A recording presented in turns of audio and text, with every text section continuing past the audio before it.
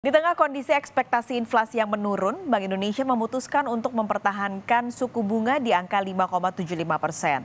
BI juga menjaga momentum pemulihan ekonomi dalam negeri, antara lain melalui intermediasi perbankan.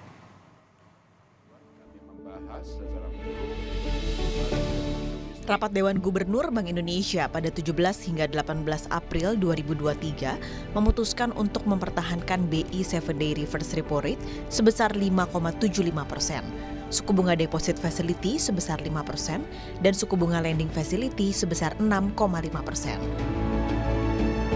Keputusan ini konsisten dengan stand kebijakan moneter yang preemptif dan forward-looking untuk memastikan terus berlanjutnya penurunan ekspektasi inflasi dan inflasi ke depan.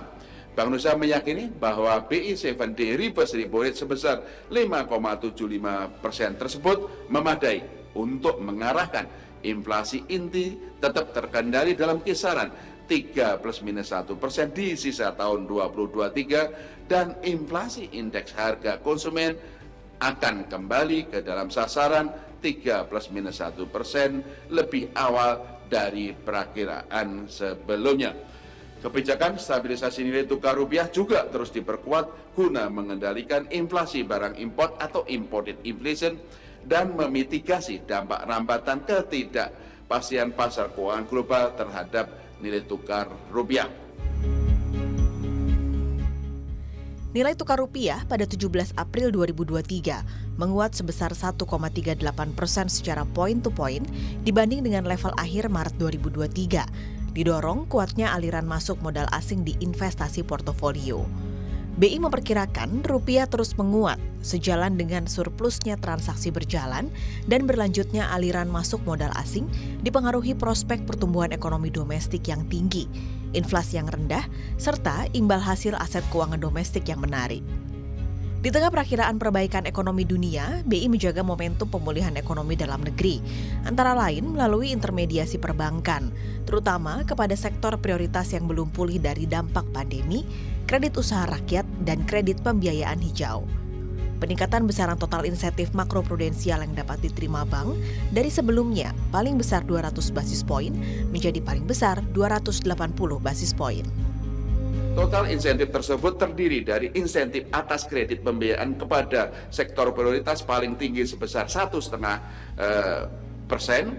insentif atas penyaluran KUR dan kredit UMKM ditingkatkan 2 kali lipat menjadi paling tinggi sebesar 1%, dan insentif atas penyaluran kredit pembiayaan hijau paling tinggi sebesar 0,3%. Realokasi penerima insentif makroprudensial kepada kelompok subsektor penopang pemulihan slow starter dengan threshold pertumbuhan kredit pembiayaan tetap rendah yaitu sebesar minimal 1% dan menaikkan threshold pertumbuhan kredit pembiayaan untuk kelompok penggerak pertumbuhan growth driver dan kelompok berdaya tahan resilient dari semula 1% menjadi masing-masing 3% dan 5%.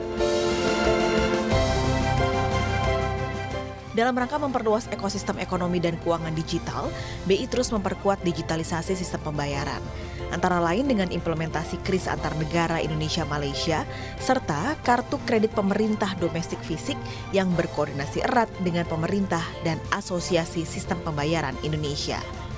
BI juga terus memperkuat koordinasi kebijakan dengan pemerintah pusat, pemerintah daerah, dan mitra strategis, termasuk dengan bank sentral dan otoritas negara mitra lainnya.